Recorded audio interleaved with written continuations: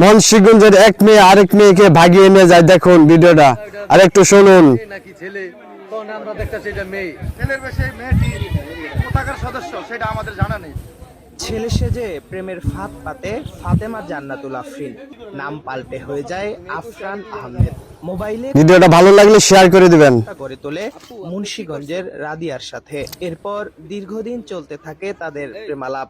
একে অপরকে না দেখে এভাবে 3 মাস প্রেমের পর দুজনে সিদ্ধান্ত নেয় বাসা ছেড়ে দূর অজানায় ঘর বাঁধার। যেই সিদ্ধান্ত সেই কাজ। ফাতেমা জান্নাতুল আফরিন চুল কেটে বুকের উপর ট্যাপ পেঁচিয়ে রূপান্তরিত হয় আফরানে।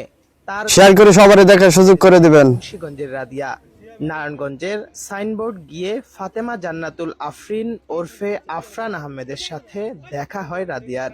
সেখান থেকে তারা উঠে পড়ে বরিশালের বাসে। কিন্তু এক পর্যায়ে রাদিয়া জানতে পারে